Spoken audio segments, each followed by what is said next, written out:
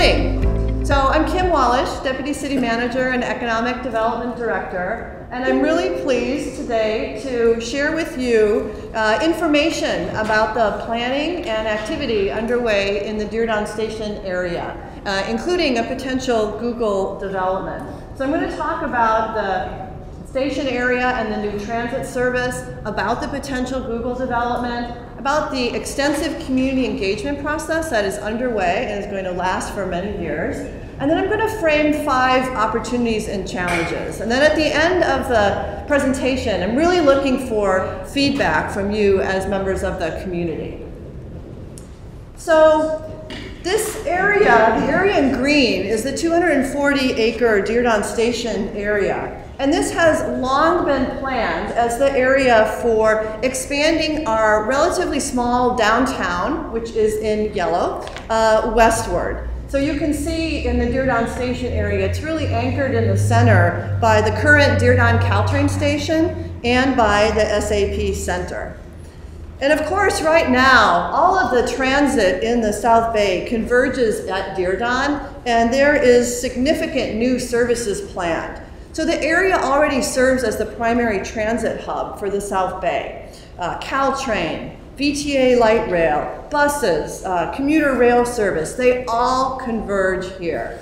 But what's most important is that later, over the next decade, with the new BART service coming into downtown San Jose, with the new high-speed rail service, and with more frequent Caltrain and other commuter rail service, this Diridon area will transform into one of the most busiest and most interconnected transportation facilities in North America.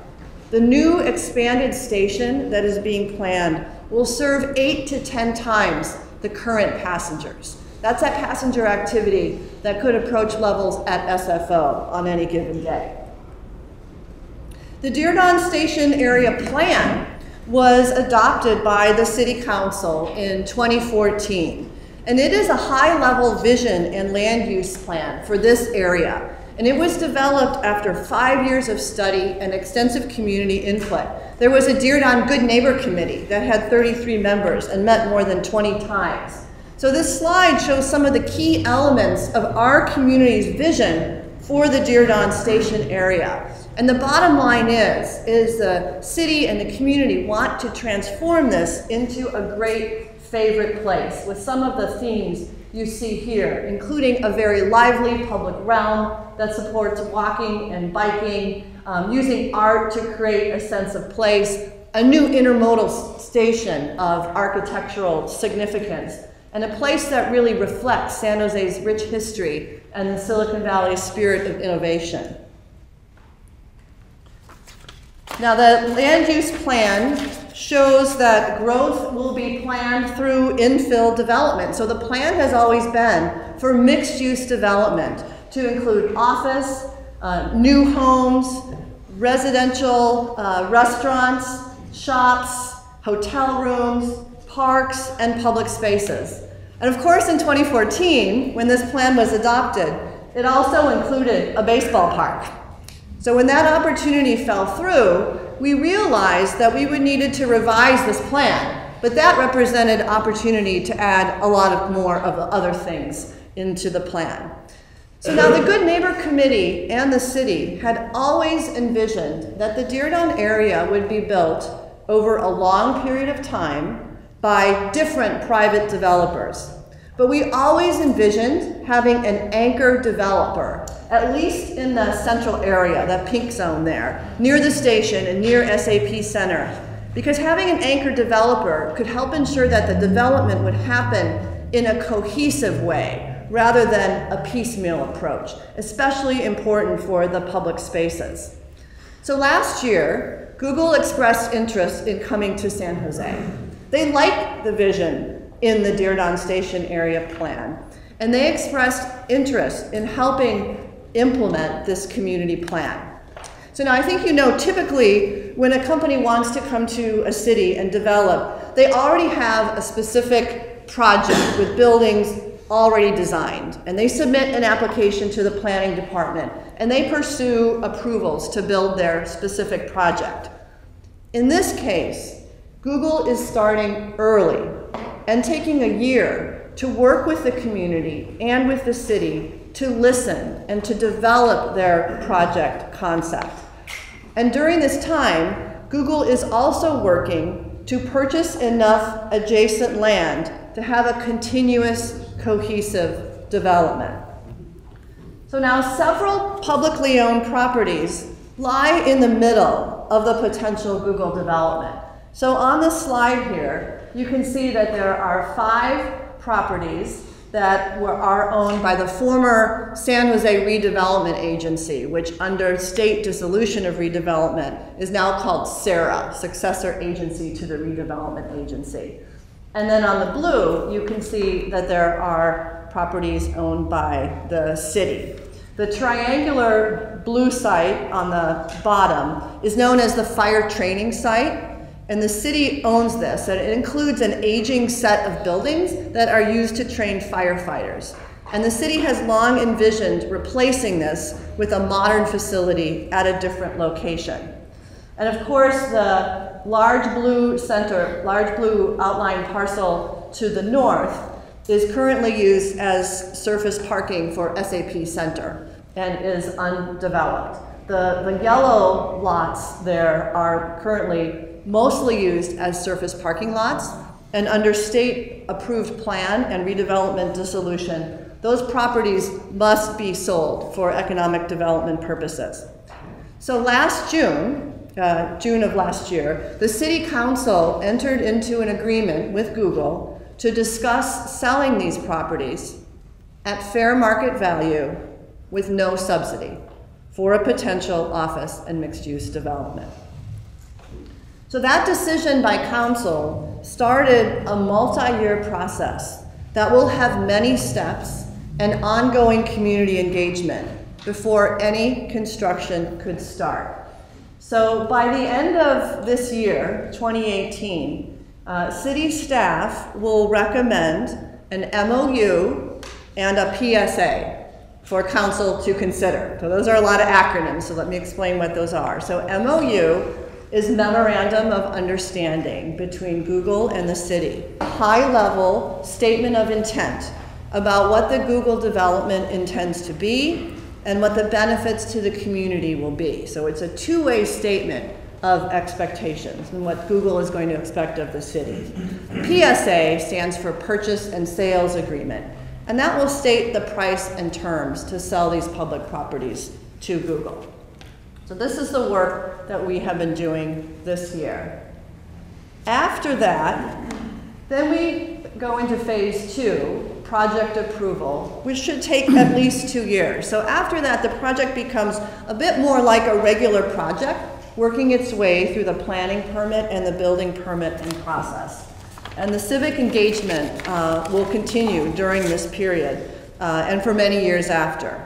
And the city council, every step of the way, will have ultimate approval of the project permits, of the intended development agreement with Google, and of the updates that will take place to the Diridon Station area plan. And so when we get to the end of this phase and the final building permits are approved, it is then expected that the project will be constructed in several phases over at least 10 years. So you can see there are many steps and many years before construction will start. I think you can also see that as we plan for the whole Diridon Station area, including the private development, the new station, and all of this transit service, community input is very important. So we want the community to be involved, to help clarify what are the community interests here, what are the aspirations, what are the concerns, what are potential options and solutions. And we want the community, and Google wants to serve the community, to serve as a sounding board for development concepts. So we started in February having many different kinds of meetings to get input, as well as using some online and other tools. So a very robust civic engagement strategy that includes a very significant investment, a full-time civic engagement manager, some specialized facilitator consultants.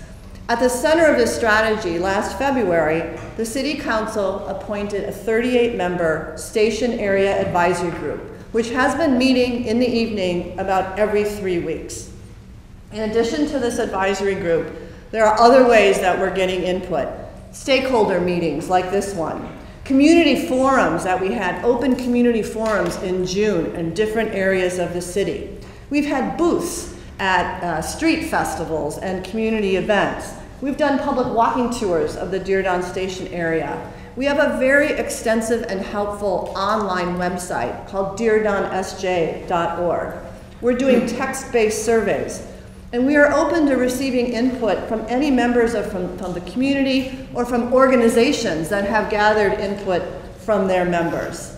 And all of this input will be used to prioritize the community amenities and benefits that will be considered for inclusion in official city agreements. And this input will help inform the project plan that Google will submit to the planning department, likely sometime in 2019. So I think you can see this Diridon area is not a typical area. The development opportunities there and the potential Google project is not a typical project. So this means we need to all talk together about some challenging and important questions. Because done right, this is a transformative opportunity that can bring positive change and new possibilities to San Jose. More housing of all types, jobs closer to residents, better parks and public spaces, more transit users, and a larger, more vibrant downtown. On the other hand, new growth and development, even if that growth and development is implementing our existing plans, it does raise issues and impacts that are negative, such as rising housing costs, cost pressures that could displace current residents, concerns about traffic congestion, concerns about quality of life. Now, of course, other communities in the Bay Area and nationally are also wrestling with many of these very same issues. But we hope that in San Jose, we can develop some new approaches and some new models to address these issues and opportunities together. So to get us all thinking, we really see 5 key questions that reflect both the opportunities and the challenges of development in the Diridon Station area. So the first one is, how can we overcome our jobs deficit and become a more balanced city? San Jose is still a bedroom community in many respects. We have added a lot of housing, and we are committed to add a lot more. But our local job growth has definitely not kept pace.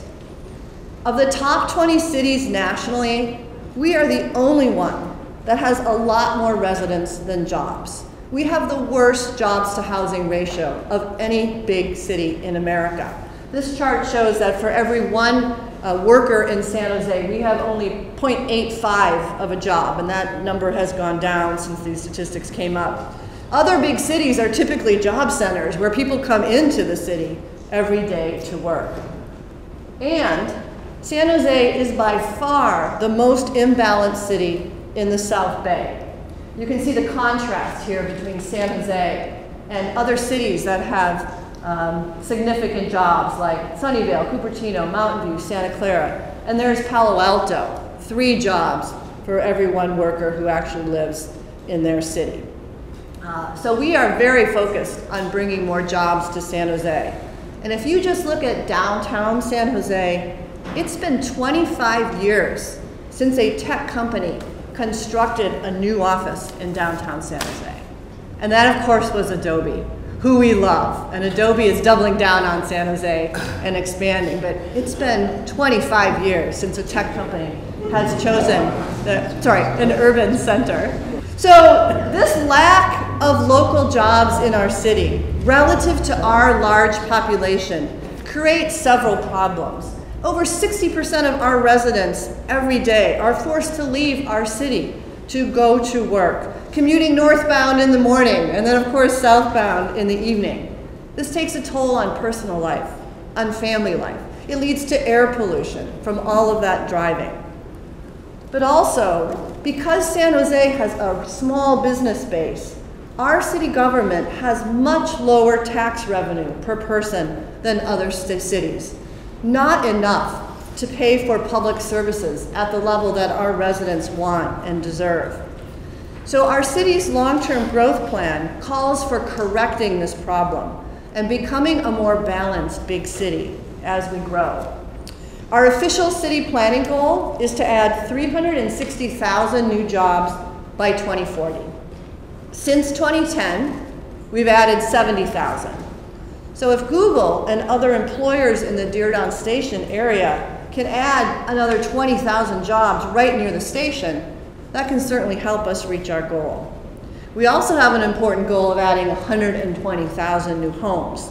And since 2010, we've added 23,000 homes in San Jose, the equivalent of a 50,000 person community. So both are important. Key question number 2. How can we create a new kind of tech workplace that is integrated into city life? Working with Google and others, we see opportunity to redefine the traditional Silicon Valley suburban tech campus and improve it and how it becomes part of the community. Most big tech companies in San Jose, they have developed new campuses set apart from community life. They can feel like fortresses, disconnected from the community and located far from transit. They take up lots of land with low-rise buildings. So there must be another way. Google is the first large company in Silicon Valley to want to locate it right in the heart of a real city and right near transit, again in this most recent economic expansion. So there is opportunity for us in San Jose to help reimagine the typical Silicon Valley tech campus to make it work better, both for the company and for the host community. Google is already going down this path in London. They're planning a workplace as part of a transformational mixed-use development right in the heart of London, right at the King's Cross tube station. And Google has shared some of their initial inspiration for how tech company development can create a better place. The underlying idea is that places that people really love are created through a balanced approach. So the idea is to think about how community and nature and innovation, economics, how they can work together to create a great place, both for the company and for the community. The third important question, how can we address displacement and create opportunity for local people and local businesses? In the long run, research shows that economic growth and equity are linked. So regional economies that have high degrees of inequality perform worse over time. And if your concern is equity, people with less education do better in a growing, not a stagnant economy. So rents have become very high in San Jose, and they have certainly skyrocketed faster than people's incomes. So the idea that our city is becoming more attractive now to tech companies and workers is understandably causing fear and anxiety. So the questions we're facing are, how can San Jose remain a high opportunity place for diverse residents of all skill levels? How can we welcome new people and new companies into our community, yet keep costs manageable for the rest of us? So the city of San Jose has been taking housing affordability and displacement pressures very seriously and trying to mitigate this pressure. The San Jose City Council recently made a series of changes to rental laws and affordable housing requirements. So here's a few things we've done already. We now have a requirement that all housing, whether for rent or ownership, that is developed in our city, must include 15% of the units as deed-restricted affordable units, or pay an amount to the city so the city can work with a nonprofit developer to build those units. We took that case all the way to the California Supreme Court to ensure we had the right to do this, and we won. The City Council has reduced the maximum allowable rent increase for rent-controlled apartments from 8% down to 5%. We now prohibit the tearing down of any rent-controlled housing without replacing the apartments as rent-controlled apartments, and also funding significant relocation assistance. We've implemented a tenant protection ordinance that outlines 13 just causes for eviction to better protect renters. We're funding legal assistance for tenants, $500,000 in the budget that was just approved. And with the mayor and council, it was set a goal of 10,000 new affordable homes by 5 years. So taken together, this is an important first set of tools. But the question now is, what else can we do? So one side is affordability and cost of living. The other side is, how can we create income generating opportunities for local residents and small businesses? So we hope you will have ideas about how the potential Diridon development can stimulate growth of small businesses. How can we prepare more of our youth and our adults for career opportunities in tech companies, whether those are technical or non-technical jobs? And how can we strengthen our schools that serve low-income children from populations that are underrepresented in tech, such as Latino, Vietnamese, and African-American students in San Jose? So the opportunity now is to really work collectively to address problems and to create new opportunities for people. Question number 4.